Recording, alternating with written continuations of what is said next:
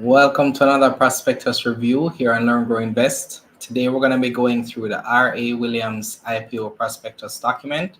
It's our standard review. We're going to learn a little bit about the company, go through the offer details, how much money they're seeking to raise and for what purpose.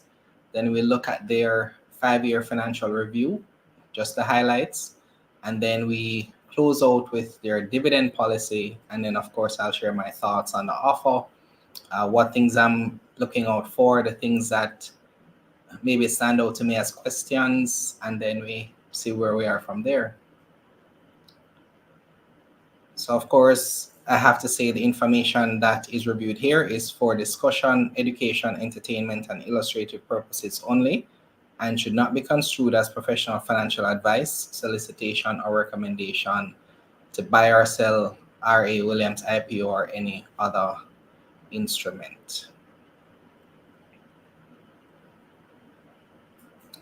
So let's start with a background about the company. So it says here that R.A. Williams is a pharmaceutical distribution company representing some of the top international pharmaceutical manufacturers and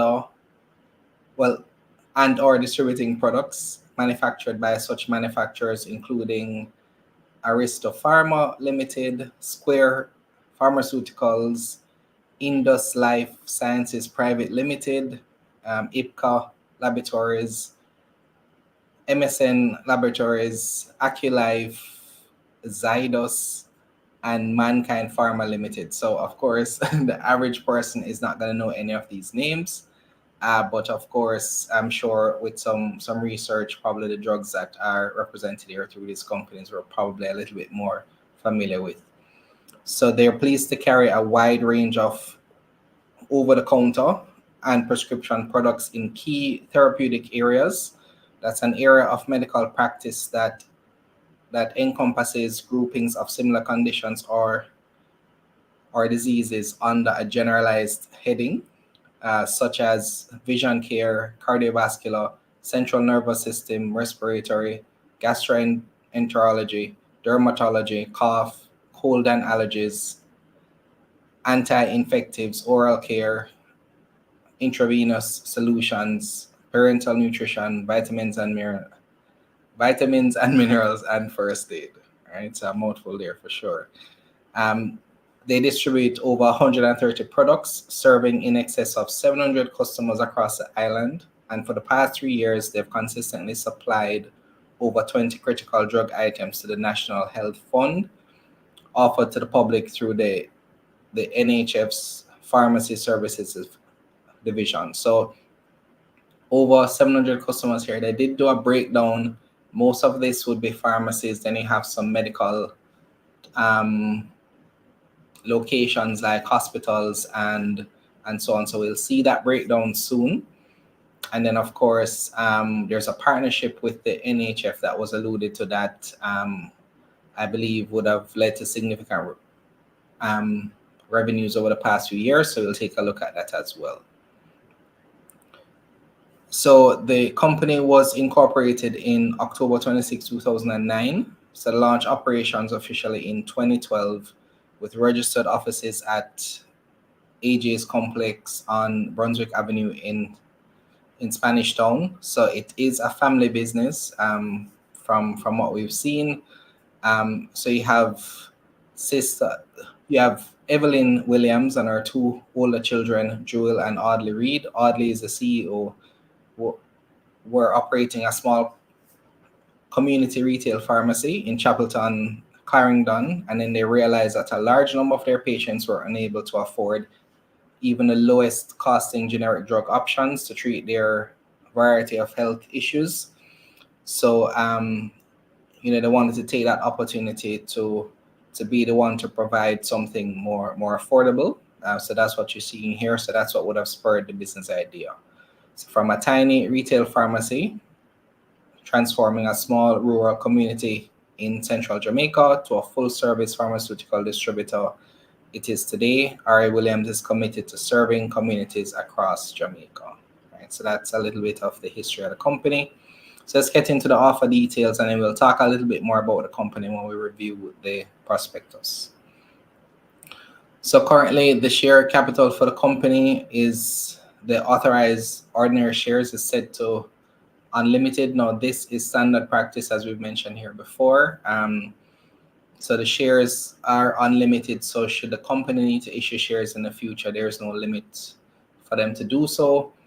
There's 1.6 billion shares issued prior to the invitation shares, which is 400 million. So that's what's available for the public to purchase through the IPO. So they'll have a total of 2 billion outstanding shares. So the consideration is for 30 million shares in the company applicants reserve pool, priced at $1 per share, 160 million for the key strategic partners. These are persons who the company has determined in advance that they want to make a pool of shares available to, whether it be that partners added value or some other type of help or support along the way. And then you have 210 million available for non-reserved share pool. That would be the public pool, 210 million shares. All right, so that total would be 400 million. So you add that to the 1.6 billion, that's where you have the 2 billion shares. So just some details, key dates for the offer. So the prospectus was released 2 weeks ago. Opening date would have been July 17th. That would be last Wednesday.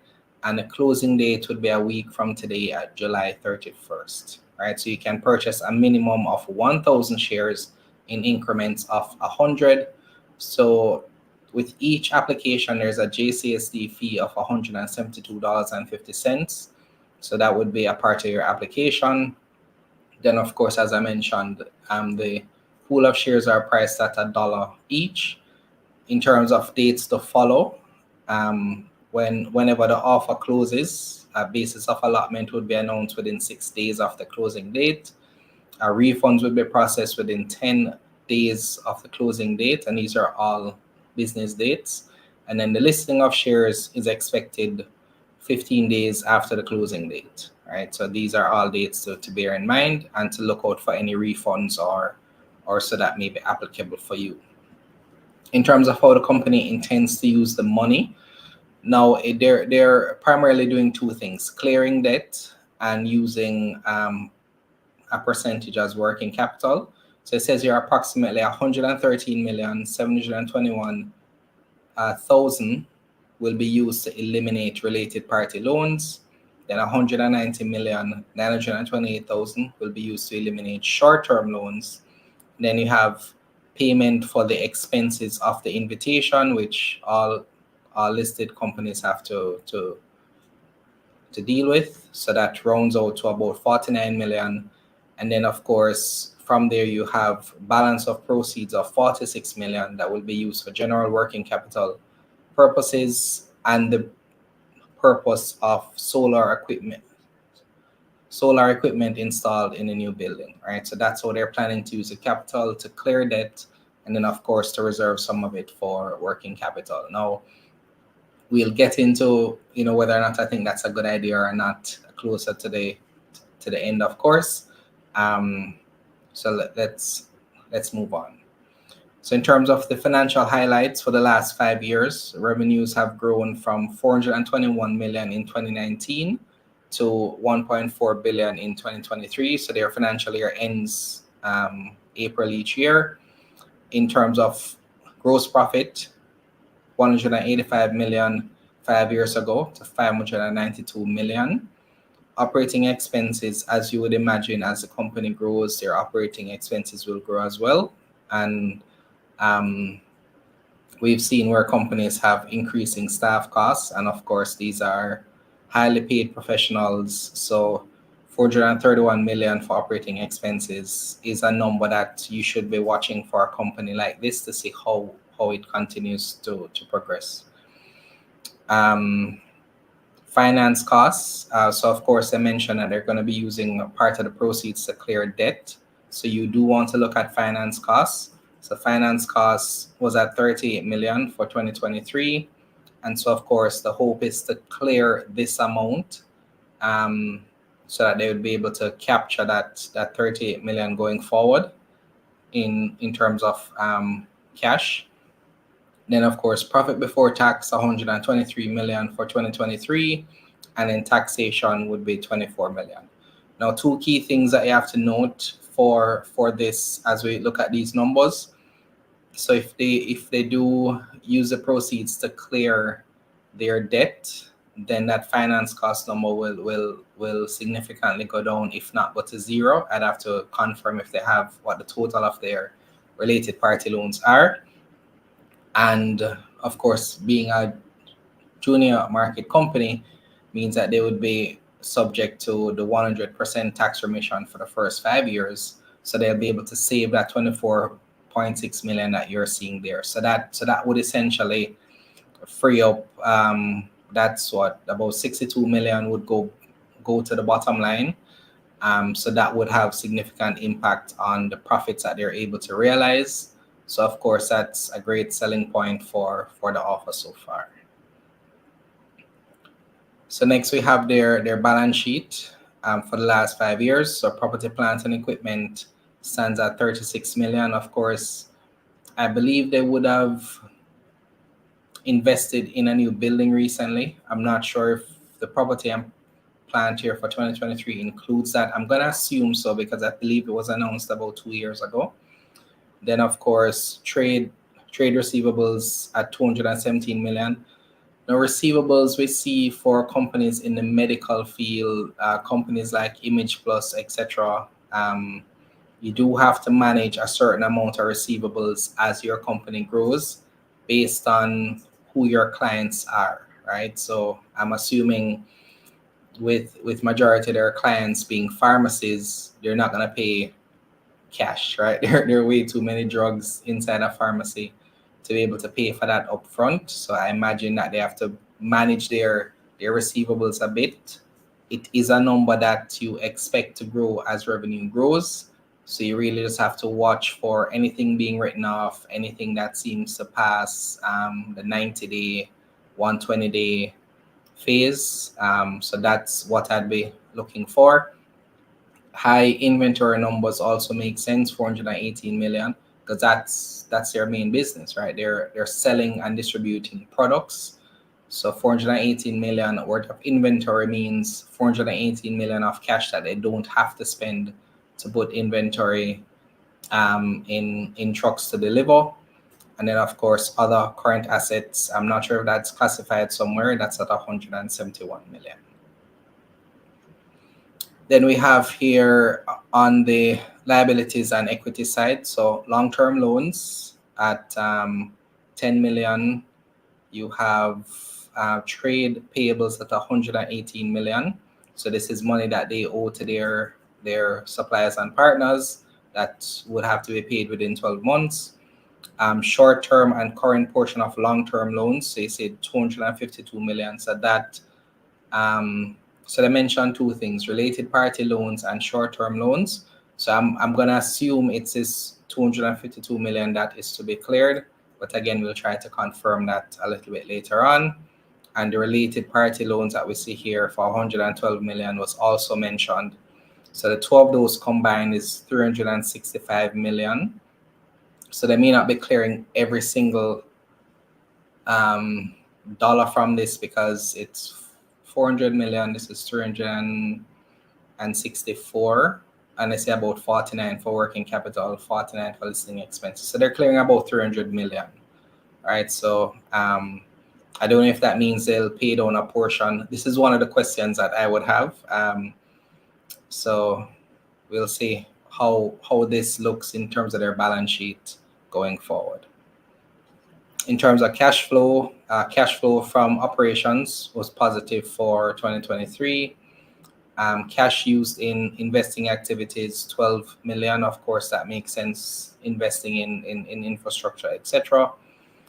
Cash provided by financing activities, whether it be they took on debt or anything else to get capital, would make that positive.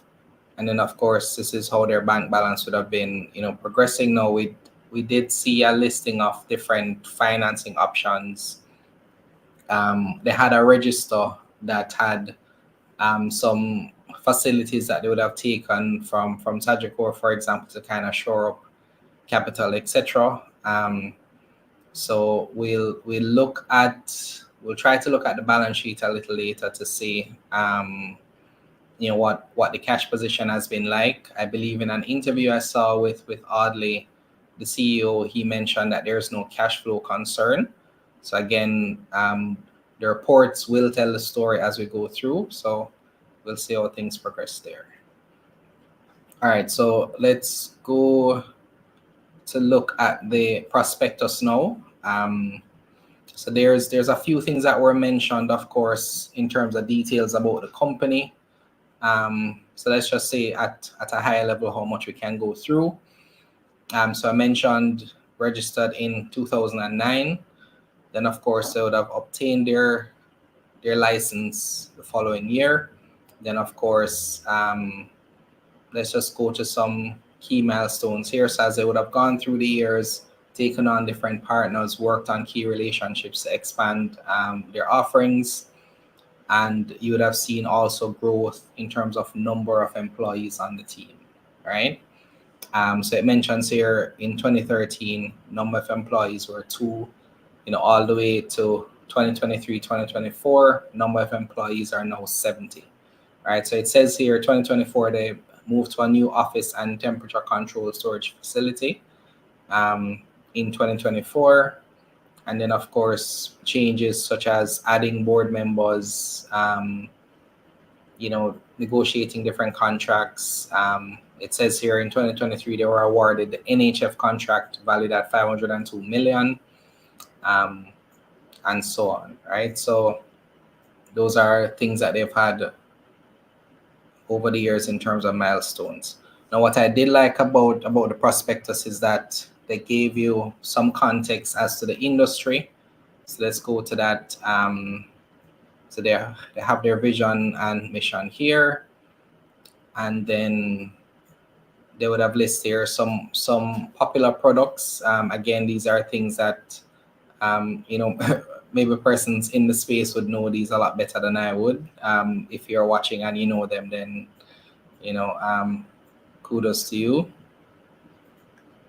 I wanted to go to the major competitors. They listed them here, which I really do appreciate. When companies do that, it helps us to understand which companies we need to look at and how they see themselves in terms of competition. All right, so Caramed, we've heard that Caramed might list, so it'd be interesting to see them list, so we get one more company to see some context for. But Caramed is private, 30 years in the business. They do brand name drugs and generics. Now, RA does primarily generics, but it mentioned that it's looking for opportunities to carry some brand names as well. Caramed is a manufacturer and distributor, so they're certainly a direct competitor there. Yeah, Facey Commodity, which is private, over 8 years in the business, brand name and generics, distributor and retail, right? So what I'm looking at here are the direct distributors, since this company is a distributor, but of course, companies that are able to service both pharmacies, for example, and the public are worth noting. Indus Pharma is publicly listed, so we have a company to compare them to. So you can go through for Indus, look at things like revenue growth, expenses, profitability, and we can see how they compare. Then we have Lasco Distributors, 30 years in the business, publicly listed companies, publicly listed company and a distributor as well, primarily focusing on the local market. Massey Distributors. So Massey is public, but I'm assuming maybe they said here private was the arm that maybe specifically focused on pharmaceuticals. Med Impex, never heard about that company before. 40 years in the business, brand names and generics, and they're a distributor. And then finally, MDS, publicly listed company as well. A company that we have not reviewed yet, but we probably should do a comparison soon between MDS, Indus Pharma, And I'll try to find out on the LASCO side how big that side of the business is to see if it's worth including in terms of comparison. But we have some companies to look at in the public space here that we could use to compare, to see, how RA would stack up, or at least to get a good understanding of the industry, right? So I really appreciated that context that they gave, and so I'd love to see more companies do this, right? So it says here, although smaller players can enter the market, the primary barrier to entry is the need to establish and secure relationships with highly recognized suppliers and generic manufacturers. So R.A. Williams has established long-standing and deep relationships with generic manufacturers in India and Bangladesh. Advantages in terms of cost-effective drug manufacturing due to low labor and production costs. All right, so it's saying here that smaller players can enter the market. The barrier of entry being low can be good for certain markets. Of course, it's something that you'd watch for in terms of just how many exclusive distribution rights or things that the company is able to acquire. I imagine that the range of drugs that are covered on the market is so broad.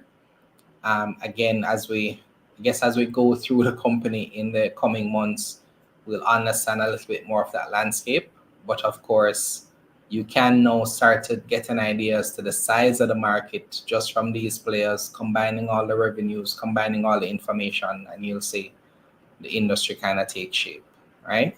So a local distributor could lose the right to represent a principal if that principal undergoes fundamental changes such as mergers and acquisitions, or if the local distributor itself performs poorly. For most of its suppliers, R.A. Williams has negotiated exclusive contracts, and in other instances, the company enjoys a significant portion of co-distributing ratios. So this is very important here, what they're saying. So when they sign on to do distribution for a product, the company overseas is looking to see how that product performs on the market, right? So let's say it's blood pressure medication. If they're not performing well, or if the company on that side went through a merger and acquisition and now that deal becomes null and void, then that may impact or disrupt their ability to provide that drug. And they're saying here that they've been able to negotiate exclusive contracts that allows them to be the only one legally allowed to distribute that drug, right? In terms of its customer base, that's what we're seeing here. So hospitals, medical centers, and others, 7.4%, doctors, 33%, and pharmacies, that's 59.4%. So the doctors portion is actually quite interesting. There's probably, I imagine, small practices or doctors who may order directly, and things of that nature. Because, when you go to a doctor, doctors will have, for example, well, some doctors anyway will have, for example, medication there that they could pretty much just sell you directly and things of that nature. So it's interesting to see the size of that. I'd be curious to know how many doctors specifically, and to maybe understand the total amount of doctors. That would be interesting to see how that has grown over time. I doubt we'll ever get those numbers, but it did mention here. Let me see if it mentions that. It says here, proud to build a significant customer base of over 700 customers as at the 31st of January. Now, I wish we knew the total number of potential, for example, pharmacies, etc. And we don't know that, we just know what the number is for them. So it says here, a study of our retention record based a period spanning from the financial year 2020 to the end of January 2024 reveal that the annual net attrition rate averages 6% for customer relationships, excluding doctors and medical practitioners. The number of doctors and medical practitioners have grown from 183 to in 2019 to 235, right? So 235 doctors. So I guess when you deduct that from the 700, majority of which will be the hospitals and then the pharmacies. So attrition, I need to remember what that means. Rennie, I know you're watching. Can you let me know what attrition means? Is that like churn? I think it's churn, right? So that's good to have that data. Let's move on. This is showing the breakdown of the island's delivery of healthcare. So it's classified in 4 regions by the Ministry of Health, and so they are adopting that same way to look at the market, which makes sense. So that speaks about suppliers here, and 2 main areas, India and Bangladesh, and these are their key suppliers. Now, if I had enough time, what I'd probably do is start to research some of these key suppliers just to understand, I guess, how things look on the other side. I think that would be important especially if you're heavily invested in the medical field. But of course, again, once you start looking at it, you'll probably see the same names pop up and you probably get more familiar with them. So this part in terms of products is the last section that we look at, and then we go to the MD&A. So at R.A. Williams, we distribute a wide range of prescription and non-prescription, that's over-the-counter pharmaceutical products. They continue to diversify revenue streams by increasing the range of product offerings, currently listing over 130 products. And the chart below shows the company's portfolio of products is highly skewed towards prescription drugs relative to over-the-counter drugs. All right, so 87.8%. That's certainly a big chunk. Now, again, we'll look to see how this progresses over time. Of course, I'm sure the hand wash and sanitizers were probably a bigger chunk during the pandemic. But of course, it's good to have that breakdown. And then they have top 5 therapeutic areas, which accounts for 73% of the revenue, which they've summarized below.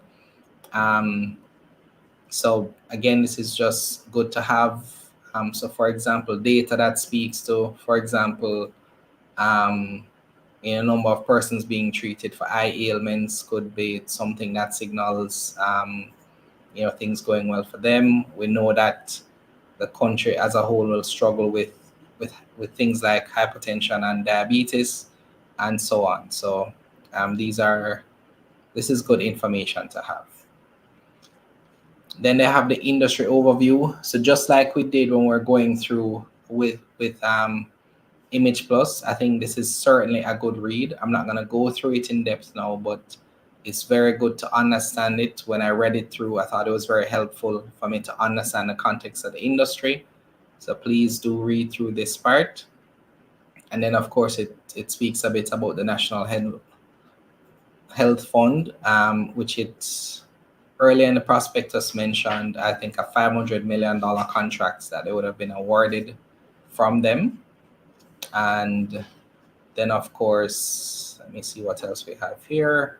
Then we're getting into the shareholding. So I want to go to the MD&A for the highlights. So just 1 second here. Let me know if you have any questions. By the way, the first question that I want to ask you, are you planning to participate in this IPO? If yes, tell me what made you say yes, and if no, then tell me what information you're waiting for, or what you think would be something that you'd want to have clarified. I think it's an interesting time for the market in general, and so I'm waiting to see how this one closes, and of course look for subsequent information. So let me go almost at the MD&A.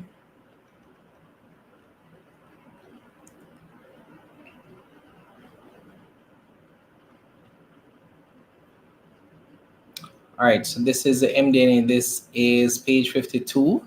So we're just gonna go through high level. We want to get context as to performance. Revenue is what we're gonna focus on. Then we'll look at the balance sheet briefly, and then we'll just talk about their dividend policy, and then we'll close out the review. So we're about halfway through now. All right.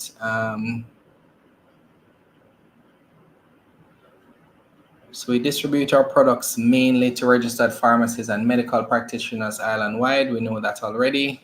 These services include ensuring we have a wide distribution network, assistance in marketing, and a very strong sales presence. Of course, this is a very relationship-focused industry because since I mentioned the barrier of entry is so low, it has to be either, I imagine, price sensitive, but also relationship focused.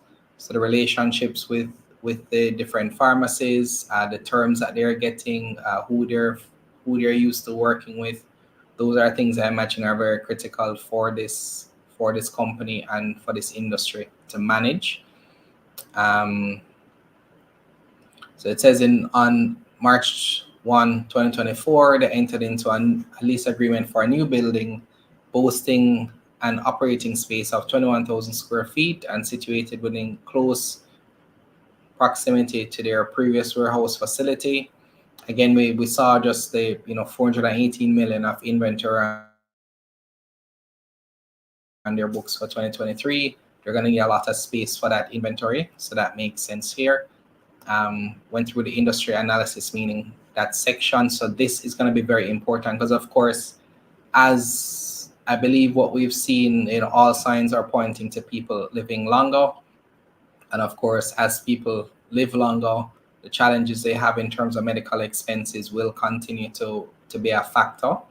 I believe Julian Morrison was talking about this on Taking Stock last week.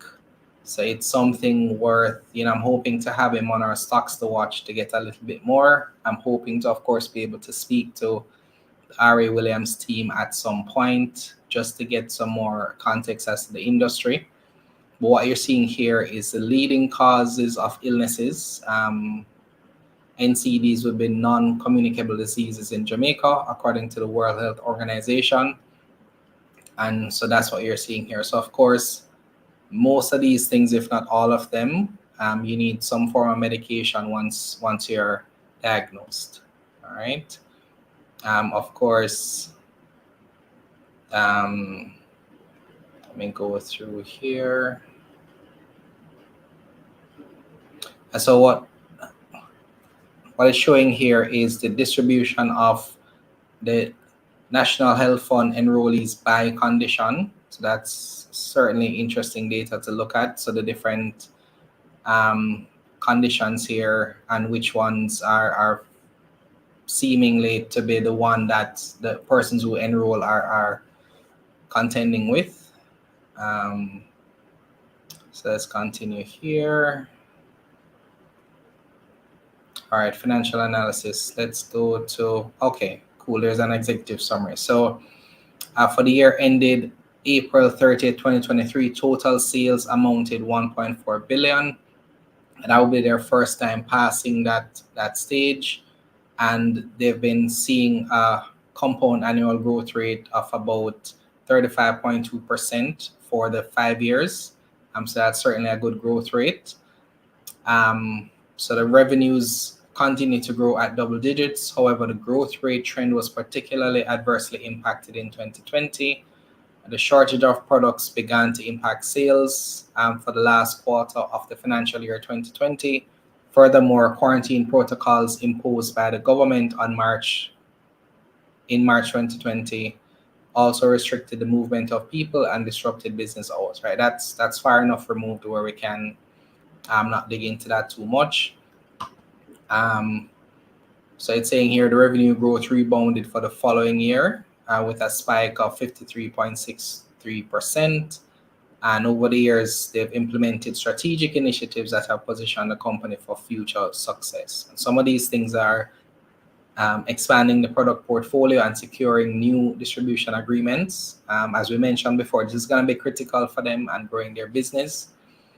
These efforts resulted in an increase in the customer base from 617 to 797. So that's over 20% growth. And the average sale per customer also increased from 700,000 to 1.8 million by the end of the financial year. So that's certainly a good sign. They've also strategically diversified the supplier base to reduce reliance on a few suppliers. So by the end of 2023, 5 suppliers accounted for over 80% of the sales, compared to 4 in 2019, and the products went from 97 to 148. So they're mentioning maybe about 130, maybe that number has gone down. And then, of course, we have your gross profit, which has increased from 185 million we saw in 2019 to 593 for 2023. Right, operating expenses, as I said, is something that we're going to watch very closely. So staff costs and marketing expenses were main expenses, accounting for the increase in operating expenses over the period. And during the years 20 to 21, the operating expenses to revenue ratio increased relative to other years. And of course, something we have to note, so all companies have increased expenses upon listing. Companies will now have things like AGMs, they may have to market more, etc. So I do expect the operating expenses to increase again for at least the first year that they've listed, and will continue to do so as the company grows. This is speaking to operating profit. We can just go straight to profit before tax, which was 123 million for 2023. A compound annual growth rate of 29%. So with a period, the profit before tax increased each year, except for 2020. And we spoke about that already in terms of the impact of the pandemic. Okay, so speaking to their financial position, we can look at the balance sheet for that. So it says in terms of liquidity, except for 2021, the company has consistently increased its cash balances year over year for the past 5 years. The year 2021 was a pivotal one following a change in the operating environment post-pandemic. So during the financial year, the company commenced carrying high levels of inventory to create a buffer or hedge against the supply chain challenges, something we have that's well documented here. This resulted in an increased cash outflow from operating expenses, which further resulted in a reduction in cash balances. So as I mentioned before, cash is something that you're going to have to watch, especially if you're going to be maintaining high inventory levels and high receivables. Because if you're keeping high inventory, if your receivables are also a factor, you're not going to have enough cash, right? So it's something that may be an issue. We're not sure yet. Because when you see the balance at the end of the year and not a quarter by quarter basis, you don't really see the ebbs and flows. So the benefit of them being listed now, we'll get to see on a quarter by quarter basis how the cash position develops over the year. So we'll see. All right. We went through this already. So I want to go to the balance sheet a bit. I'm just going through some of these to see if it's worth discussing here. But you should certainly go through the prospectus. I think it's a good read. I think it's one that will help you to understand the industry. So if you're like me, where you're always curious about the medical field, I think it's something that impacts me as I get older. So I'm certainly interested. Let's talk about finance costs. All right, so let's pause for a sec. I believe we have a couple of questions. Limitless is asking if I think the offer will be oversubscribed. I'd say yes, because of what oversubscribed means. So it's 400 million, 210 million to the public. Most recent one before this was Omni, which we saw was oversubscribed. We're 1 week into the 2 weeks. I think 210 million is possible to raise for them successfully. Have I ever bought any of their products? I don't know. I don't know. I would imagine so. I've certainly spent quite a bit of time at the doctor over the last 5 years of my life. So who knows? I'm very curious to find out if maybe something I have, at home is from them. So I'll probably be looking at some of the medical bottles more closely, and see if anything might. So just like we saw with Omni, where there was something in the house that we had from them that we have to maybe check this out as well. All right. So thanks for those questions. Sean is asking, do I think they'll draw attention from indies causing a stock crash? Stock crash for who? Indies? I don't think so. Will they draw attention? I don't think they'll draw attention from them. They'll draw more comparisons, so I always think it's a good idea when you have more companies of the same type on the market that you can compare to, right? If one of them has a bad quarter, we can look to see if the other has a bad quarter to see if it's an industry issue or it's a company issue. I think those are great things to have.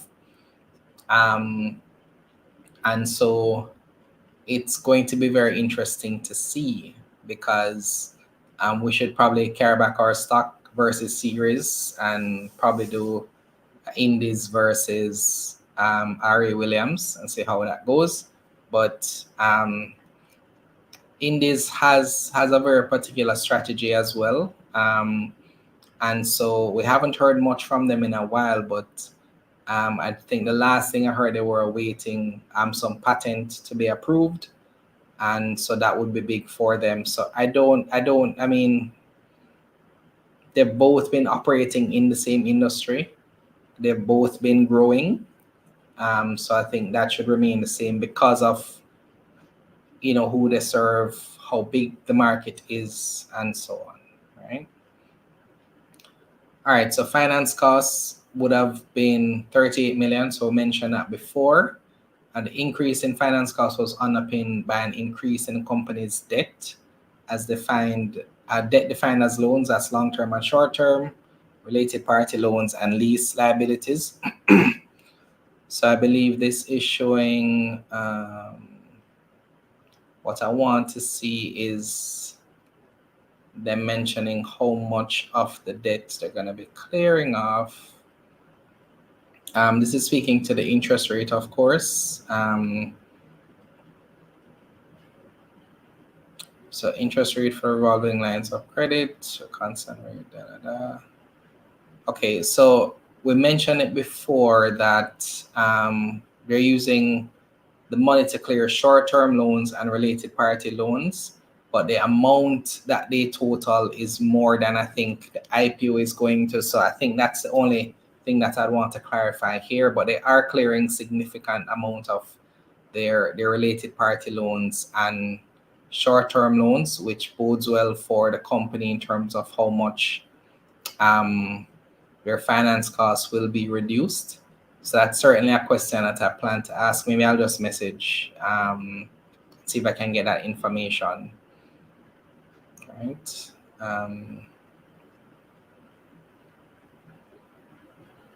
And this is the balance sheet, which we went through already.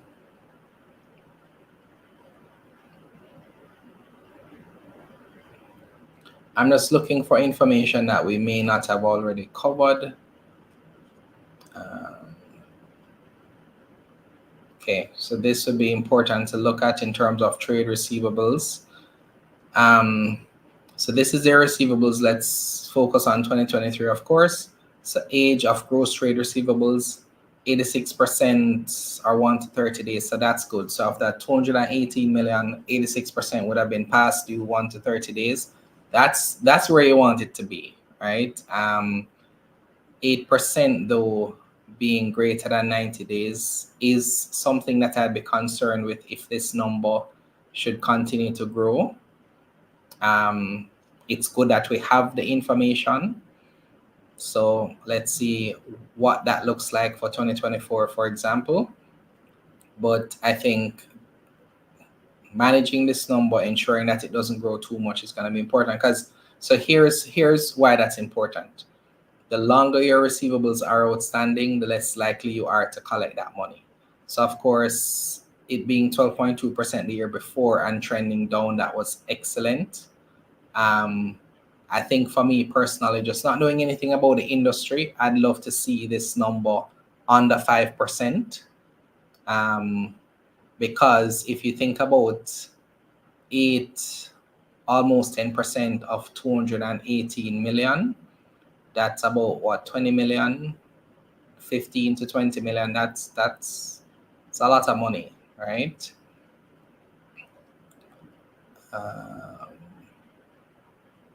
So I'm just looking here. It has its debt to asset ratio.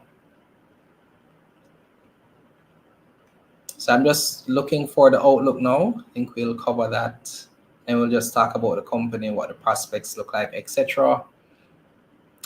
Quick versus current ratio shown here.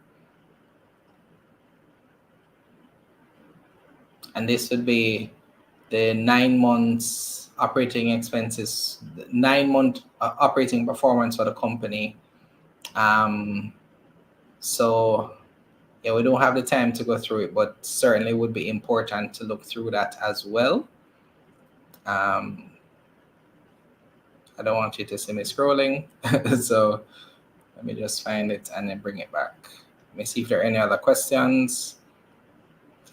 So Sean is saying, I haven't done my research, so excuse my ignorance, but what is the difference between indies and them? When you say different, so they're operating in the same industry in terms of what makes one unique versus the other. I would have to probably refresh my memory on indies. It's been a while since I've looked at the company, almost 2 years, right? But they're in the same space in terms of distribution. When we looked at the competitor breakdown, they listed indies as a competitor as well, and that's how I would know them. And so I mean, yeah, I'd probably have to do some review of both to see what I think those differences are.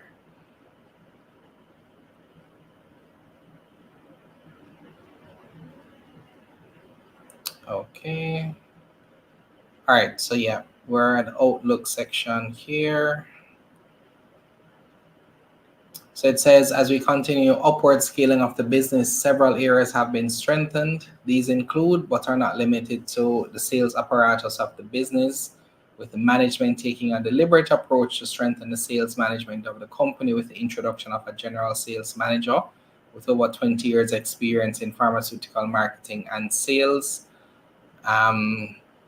I mean, this makes sense as a company prepares for now a different level of growth. They're going to need more experienced team.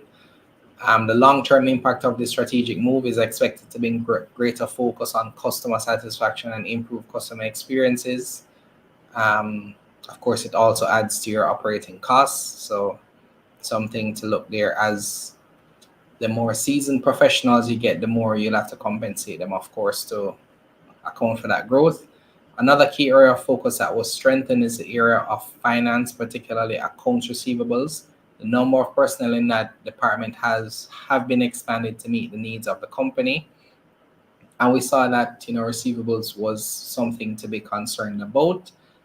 So essentially, you need people to manage receivables to ensure that that number doesn't get out of control, right? So it's saying the company is seeing some improvements there. And then this is speaking to the strategic outlook for the company, right? So the healthcare sector is a critical contributor to the economic prospects of any country in more ways than one. We already know that. So let's go to, So management has formulated the following strategic initiatives to facilitate growth on a sustainable basis while increasing shareholder value. So one, continuation in building strategic relationships with key suppliers that was mentioned before. So they'll continue to broaden the line of products being offered. So this looks like either introduction of new products developed by existing suppliers or manufacturers, and identifying and entering new distribution agreements, and then also expanding the physical size of operations. Okay. All right, so that would be it. They do have, let me bring up the dividend policy. So dividend policy states that a company acknowledges the importance of dividends as a means to return value to shareholders, but emphasizes responsible financial management. If the company's ordinary shares are admitted, the directors intend to pursue a dividend policy that projects an annual dividend of up to 25% of net profit available for distribution, subject to the need for reinvestment, right? So for 2023, their profit was 98 million. So 25% of that would have been about $25 million. There are 2 billion shares outstanding. That would make it a dividend of about 2 cents per share. Now, a few things to note here, of course. The note says up to 25%, so it doesn't have to be that amount. It could be less. If you look at the savings for finance costs and the tax break that they're going to get, of course, the expectation is there should be a significant increase in net profits. So if you add the 62 million, that's a 38 finance cost, 24 tax, 62 million added to this 98, that'd be a 160 million. So 25% would then be 40 million instead of 24 million. So that would almost double that dividend from 2 cents to maybe 3 cents. Just something to note there. So when you see a company has a dividend policy, if you want to have some idea as to what your dividend would be, this is how you calculate it based on the dividend policy. So, I mean, you guys know how I feel about junior market companies paying dividends, of course, but that's a conversation for another day. So let's talk about my thoughts just a little bit before I wrap up. Now, the company has been on a growth path. I think that's good. Certainly, over $1 billion in revenue is significant to note. So that's certainly a positive there. Things that concern me about this industry are the receivables cost, just because of the B2B nature of the business. And then, of course, the high inventory levels that the company has to manage, right? So those two things take significant amount of cash.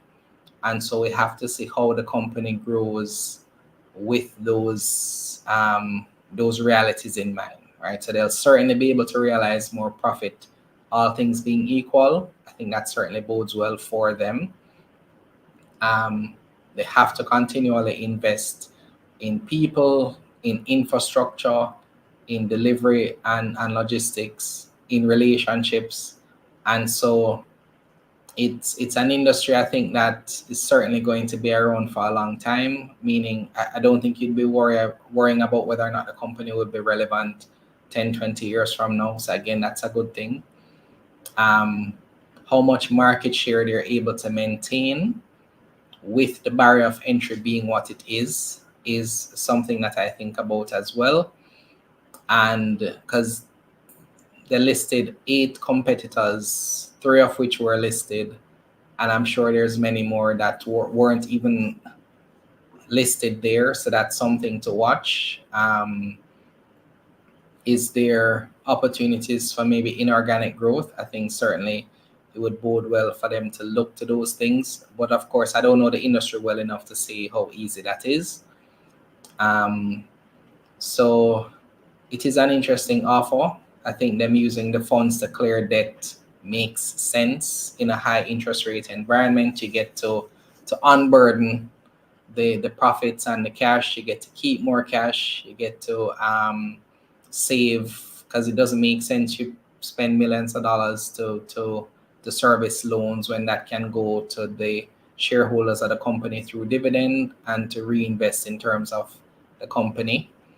So overall, I'd say I like the offer, and in terms of its prospect to the market. I can't speak to the success of the IPO. I think that's up for there are many factors that impact that. I do think the offer will close successfully. I do think it will be oversubscribed.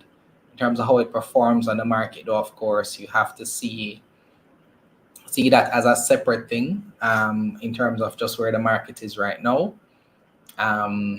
We have seen, I'd just say look at how past the last few offers have traded, and that should, I think, be similar to how I think they will perform in the short term in terms of trading. Certainly the potential of the company is not the same in that regard. So yeah. So those are my thoughts. I look forward to speaking to the CEO of the company at some point. Maybe doing a CEO series. It really depends on factors outside of my control. So if we're able to line that up, we'll certainly make that announcement when the time comes. So if you have any questions about the offer, just let me know, and we'll try our best to answer it. We may very well cover it in our investment challenge, which is actually the sponsor for this video, which I failed to mention. So let me just do that now quickly. So this video, this prospectus review, is sponsored by our 12-month investment challenge. So we do monthly investment challenges. We do a webinar each month. It's live. Persons can come on, ask investment questions. We go through various topics to help you grow as an investor. You get access to a challenge community group. So there's a free community and there's a private WhatsApp group for challenge members. You do get special pricing on one-on-one consultation and coaching with me personally. And then, of course, we share resources with you to help you grow as an investor, right? So if you're interested in joining the investment challenge, it's not too late. We have 4 more months for the rest of the year. It's $30 a month, and you can certainly join anytime, and then you'll get access to all the videos and content that you would have missed. All right, so the next thing that I want to mention, of course, is our L.E.A.R.N. Grow Invest Academy, which is where you can access recordings of our past conferences, courses that we've done. This is where you join if you sign up for our investment challenge. So this is our learning platform where we'll add courses over time and content that we don't have on YouTube that maybe we want to build out in terms of a course or something a little bit more formal and structured.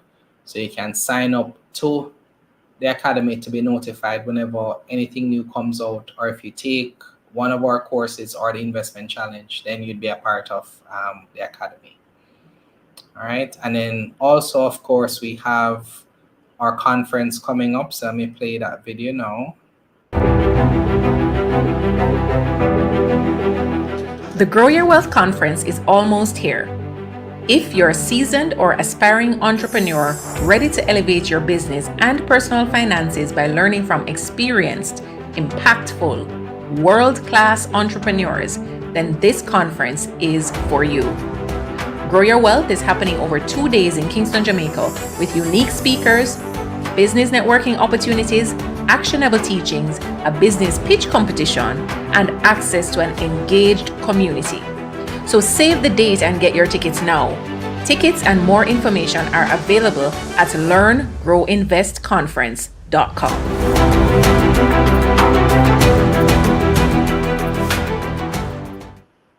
All right, so conference tickets are actually available for sale now at L.E.A.R.N. Grow Invest Conference. We're going to start listing the speakers and the topics very soon. So there are a good number of seats available, but last week we saw the seats sold out in just under 2 weeks. So I'm imagining that once we make tickets available, they will go very fast. So you can actually purchase your tickets now. But of course, we will have some promos, I imagine, along the way. If you want to risk waiting for that, you can. But you can get your tickets right now at learngrowinvestconference.com. So yeah. If there are no other questions, let me check Instagram, see if there are any questions here. Okay.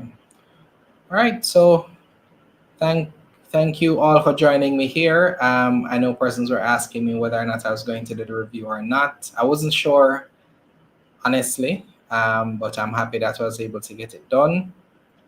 And so yeah, Sean, I can't wait for the interview as well. I've actually been able to connect with the CEO a while back. I got introduced maybe a year and a half ago. So we have talked in terms of when we'll do an interview. I'm not sure, but it's certainly someone who I think you'll see on our platform very soon. And so yeah, all the best to the R.A. Williams team. All right, everyone, thank you for watching, and I'll see you for the very next review.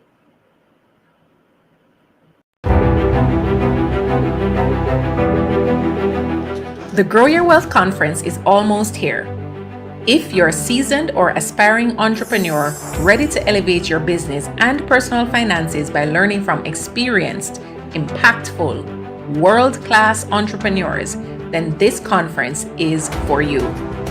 Grow Your Wealth is happening over 2 days in Kingston, Jamaica, with unique speakers, business networking opportunities, actionable teachings, a business pitch competition, and access to an engaged community.